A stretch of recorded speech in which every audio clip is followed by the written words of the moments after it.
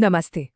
अच्छा, कभी सोचा है कि जब आप शाम को किसी पार्क में घूम रहे होते हैं और वो सारी लाइटें एकदम से जल उठती हैं, तो वो रोशनी आती कहाँ से है? मतलब ये सिर्फ एक बटन दबाने वाला काम तो है नहीं, इसके पीछे एक पूरी कहानी है। आज हम उसी कहानी को समझेंगे, बिल्कुल शुरुआत से, एक कागज पर लिखे आइडिया से लेकर आपके पार्क की उस जगमगाती रोशनी तक। हम सब पार्कों में जाते हैं, शाम को टहलते हैं, लेकिन शायद ही कभी ये सोचते होंगे कि ये लाइटें लगाईं किसने, कैसे लगी और सबसे जरूरी क्यों लगाई गईं। ये सिर्फ बल्ब लगाने जितना आसान काम नहीं है। इसके पीछे ना सरकारी टेंडर होते हैं, इंजीनियरिंग के बड़े बड़े नियम होते हैं और भी बहुत कुछ। तो चलिए आज इसी पहेली को सुलझाते हैं। तो ये सब शुरू कहाँ से होता है? देखिए, कोई भी सरकारी प्रोजेक्ट हो, उसकी शुरुआत होती है एक टेंडर से। अब ये टेंडर क्या है? इसे आप सरकार की तरफ से एक ओपन इनविटेशन समझ लीजिए, जिसमें वो कहती है हमारे पास एक काम है, बताइए कौन इसे सबसे अच्छे तरीके से कर सकता है। और ये देखिए, ये कोई काल्पनिक चीज नहीं है, ये उत्तर प्रदेश के शाहजहांपुर नगर पालिका का एक असली टेंडर है। जी हाँ, यही वो कागज का टुकड़ा है जहां से एक अंधेरे पार्क को रोशन करने का सफर असल में शुरू होता है।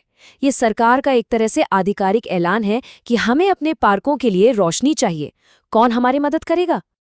तो इस टेंडर में क्या क्या है? देखिए, साफ साफ लिखा है कि काम है सजावटी बोलार्ड लाइट्स लगाने का। कहाँ? शाहजहांपुर के पार्कों में। लेकिन यहाँ एक इंटरेस्टिंग चीज है, ये EMD मतलब बयाना जमा राशि जो है 1,64,000 रुपए। इसको आप ऐसे समझिए कि ये एक सीरियसनेस फीस है।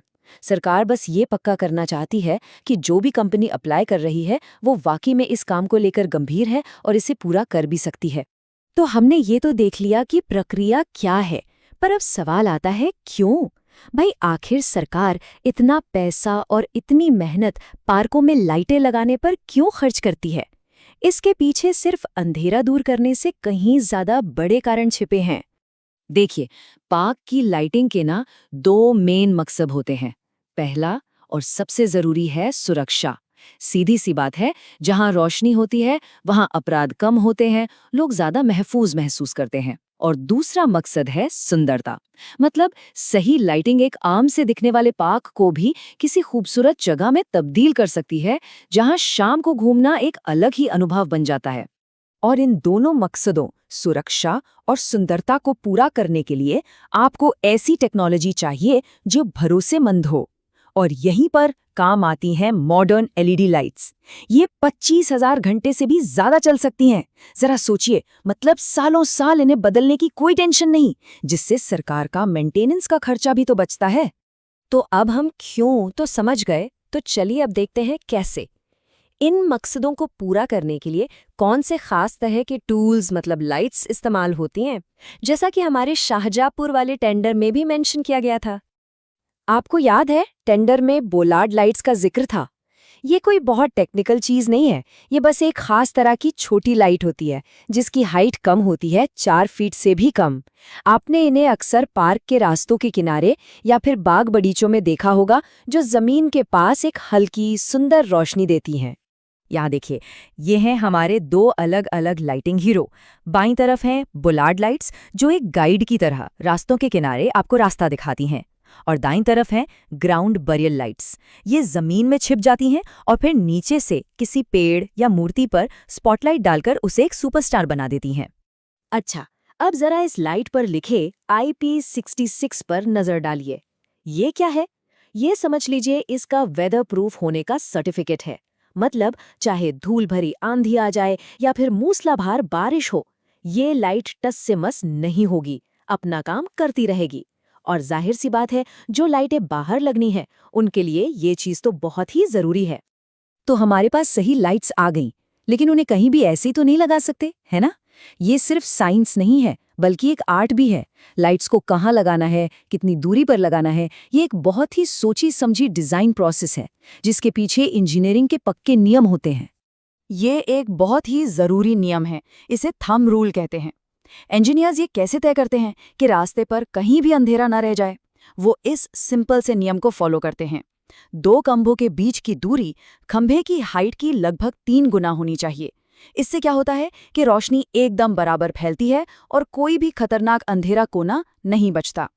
लेकिन बात सिर्फ दूरी नापने पर ही खत्म नहीं होती।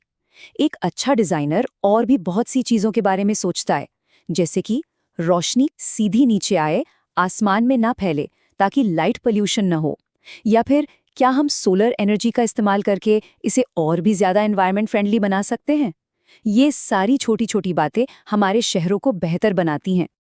और ये एक क्लासिक उदाहरण है कि क्या नहीं करना चाहिए। सोचिए, आपने बढ़िया लाइट लगाई, लेकिन ऐसी जगह लगा दी जहां उसके ठीक ऊपर एक पेड़ की घनी टहनियां हैं। तो क्या होगा? वो पेड़ की छाया पूरी रोशनी को रोक लेगी और एक सेफ जगह भी अनसेफ लगने लगेगी। इसीलिए प्लानिंग इतनी जरूरी है। तो हमने डिजाइन और इंजीनियरिंग की बात तो समझ ली। अब वापस चलते हैं उस कंपनी की तरफ जो ये काम असल में करना चाहती है। आखिर एक कॉन्ट्रैक्टर को ये सरकारी ठेका जीतने के लिए करना क्या पड़ता है?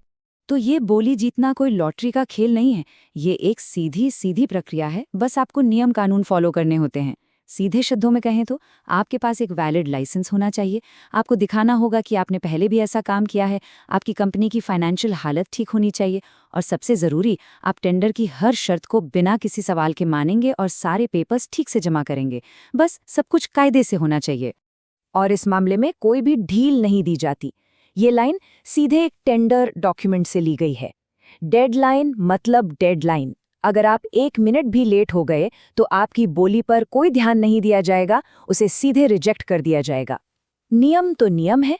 तो ये थी वो पूरी कहानी। सोचिए, एक मामूली से सरकारी नोटिस से शुरू हुआ सफर इंजीनियरिंग की गहरी समझ से होता हुआ आखिर में एक रोशन पार्क तक पहुंचता है। तो अगली बार जब आप पार्क में वो लाइट जलती देखें तो याद रखिएगा, वो सिर्फ एक बल्ब नहीं है, वो सुरक्षा है, वो सुंदरता है, और वो हम सबका एक साथ होना है। हमारे ये जो साझा स्पेस है ना, वो ऐसे ही बनते हैं, एक कागज से शुरू होकर एक एक रोशनी से जुड़कर।